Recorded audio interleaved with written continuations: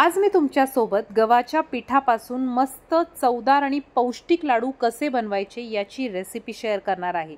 मागेही मी तुमच्यासोबत फुटाण्याच्या डाळीपासून लाडू कसे बनवायचे याची रेसिपी शेअर केली होती आणि त्यामध्ये बऱ्याच जणींनी मला कमेंट केली होती की प्राजक्ता तू आम्हाला गव्हाच्या पिठाचे सुद्धा लाडू दाखव।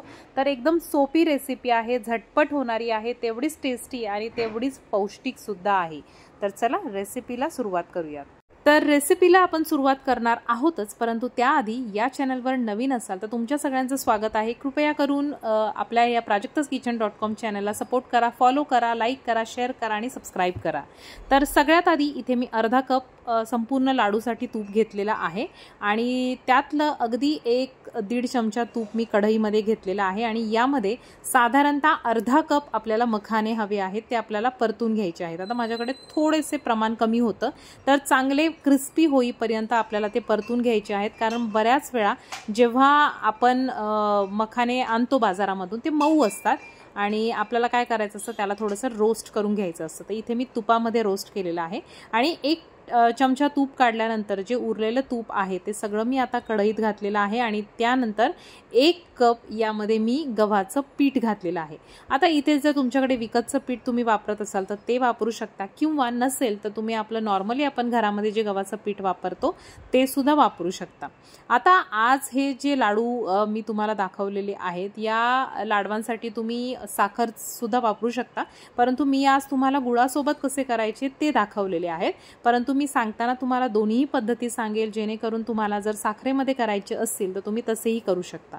आता हे आपल्याला तूप आणि गव्हाचं पीठ परतून घ्यायचं आहे आणि सोबतच इथे मी काही ड्रायफ्रुट्स, त्यामध्ये काजू, बदाम आणि पिस्ता साधारणतः 10 ते 12 असे प्रत्येकी घेतलेले आहेत आणि बारीक चॉप केलेले आहेत। ड्रायफ्रुट्स थोडेसे जास्त घातलेले आहेत कारण मला ते आवडतात क्रंची। जर तुम्हाला कमी आवडत असतील तर कमी घाला, नसेल तर तुम्ही त्याची पावडर करून सुद्धा घालू शकता।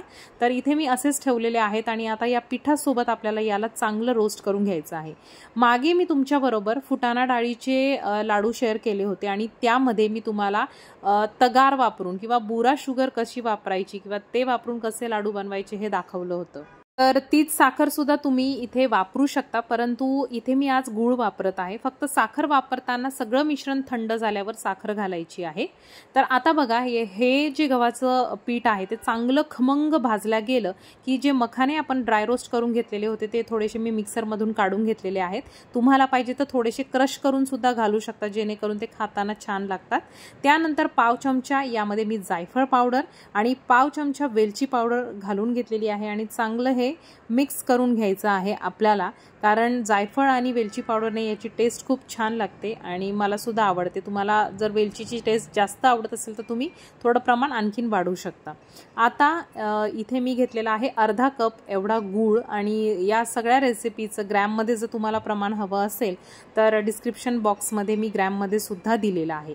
आता जर तुम्हाला बुरा शुगर वापरायची असेल तर तुम्ही इथे अर्धा कप साखर वापरू शकता, म्हणजे 1 कप गव्हाच्या पिठाला आपण इथे अर्धा कप साखर वापरणार आहोत, किंवा तुम्हाला साखर नसेल वापरायची तर इथे गुळाचा वापर तुम्ही करू शकता।